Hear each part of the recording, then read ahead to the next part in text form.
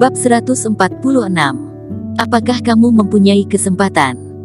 Menghadapi kemarahan Erikin, Tuan Yu tidak marah. Dia hanya tersenyum bercanda dan berkata, tidak bertemu peti mati tidak akan merasa takut, sudah lama tidak ada yang memarahiku. Kalau begitu aku akan melakukannya. Erikin tersenyum dingin. Binatang kecil, sudah tua tidak juga mati, anjing tua, bajingan tua. Mulut yang penuh dengan kata-kata kotor membuat wajah Tuan Yu berangsur-angsur mulai dingin. Binatang kecil, benar-benar tidak takut mati. Jika Tuan Yu marah, angin dan awan saja bisa dibuat sampai berubah warna.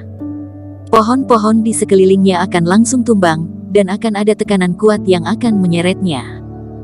Erikin berada di tengah badai kemarahan, dia tidak bergerak dan diam seperti batu. Aku masih berpikir bahwa kamu orang yang begitu hebat, kenapa begitu saja marah? Binatang tua, aku kemari untuk mengambil nyawamu. Erikin mendengus pelan, kemudian tinjuan keras menghantam ke dada Tuan Yu. Bunyi pukulan, Tuan Yu rupanya tidak bergerak. Erikin mengerutkan kening dan sedikit terkejut, badan tua ini, rupanya bisa menahan pukulan yang begitu menakutkan.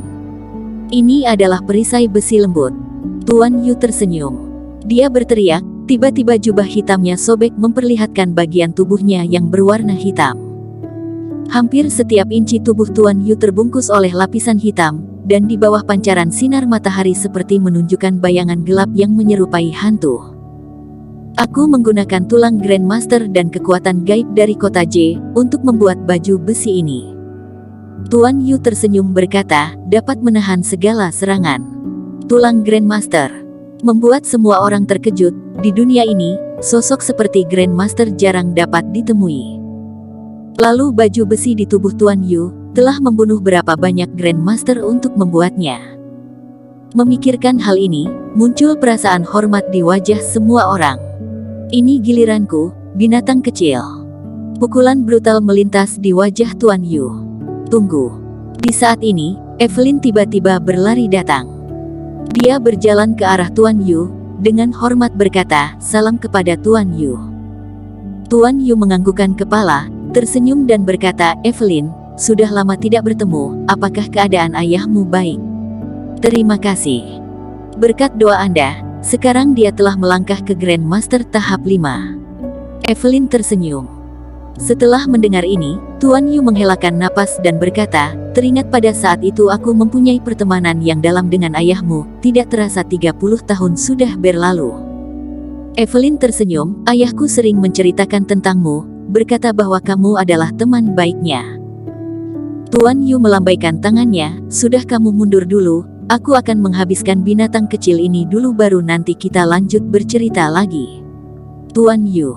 Saat ini, Evelyn tiba-tiba membungkukkan tubuhnya dan berlutut di lantai. Dia mengangkat kepalanya dan berkata, Tuan Yu, Erikin adalah temanku, dapatkah kamu memikirkan pertemananmu dan ayahku, dan melepaskan dia? Melepaskan dia.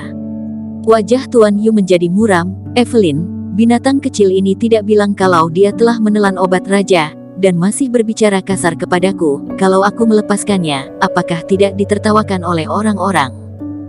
Evelyn berkata dengan cemas, Tuan Yu, Erikin masih kecil dia belum mengerti, aku akan menyuruhnya meminta maaf padamu, mohon Tuan Yu untuk melepaskannya.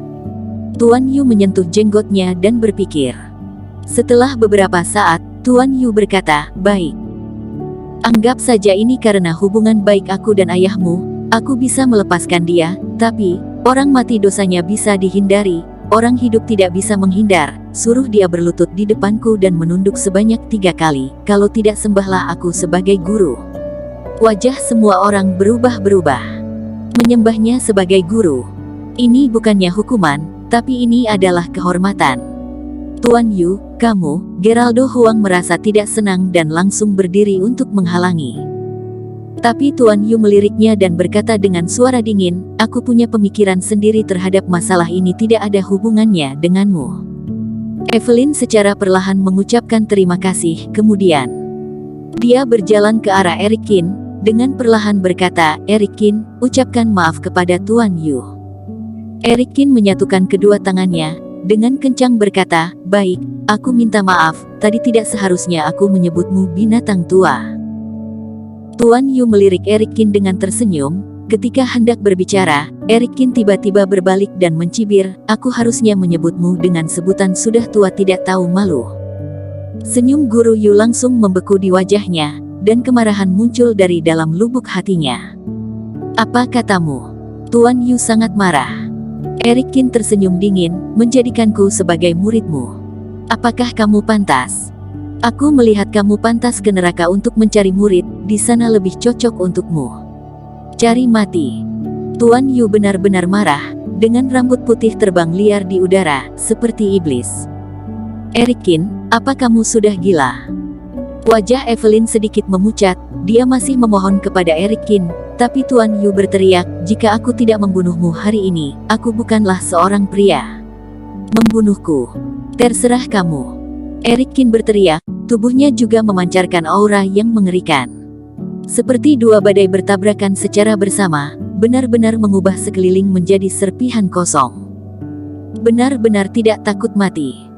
Yudianto dan yang lainnya mencibir lagi dan lagi. Ada harga yang harus dibayar karena sebuah kesombongan, ada kesempatan yang berharga tidak dipergunakan dengan baik.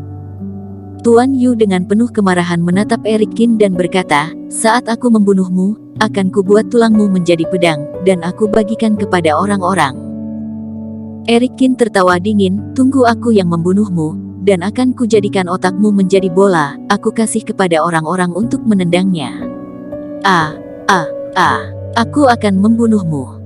Tuan Yu sangat marah, dia meraung, "Jurus penghancur 8 area." Setelah meraung, Tuan Yu mengangkat tangannya, telapak tangan besar seukuran bukit melambung di udara.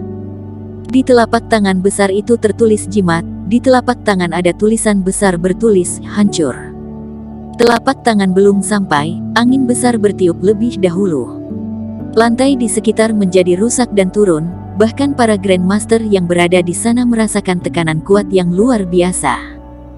Evelyn mengertakkan gigi, dengan perlahan berkata, "Hebat sekali." Pada saat ini, Eric Qin mendorongnya dan berkata dengan dingin, "Berdiri lebih jauh, dan jangan menghalangi." Evelyn langsung terkejut, lalu mengertakkan gigi dan berkata, "Bocah bau, benar-benar tidak tahu diuntung." Ledakan. Telapak tangan besar memberikan tekanan tinggi di udara, tanah di sekelilingnya terguncang, langsung turun beberapa meter. Debu-debu bertebangan di udara, membuat orang-orang bersembunyi ke samping, dan takut menjadi korban. Ketika telapak tangannya diturunkan, ada suara bergema besar di seluruh hutan.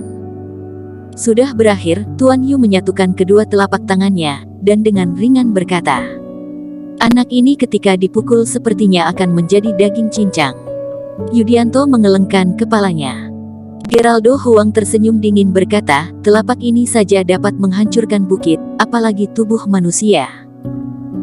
Tidak jauh dari situ Stephen Su merasa lega, dia memutar tubuhnya sambil tersenyum dan berkata, "Tuan Yu, kamu tenang saja, kebaikan ini akan selalu diingat oleh keluarga Su, bisakah kamu memberikan kepala Eric Qin kepadaku? Aku ini membawanya pulang ke keluarga Su." Tuan Yu menganggukkan kepala, "Tentu boleh, Tuan Su tidak perlu sesungkan itu, ambil saja. Apakah kamu memiliki kesempatan itu?" Pada saat itu terdengar suara dingin keluar. Melihat sekeliling, terlihat Eric Qin seperti sebuah pisau yang tertancap di gunung.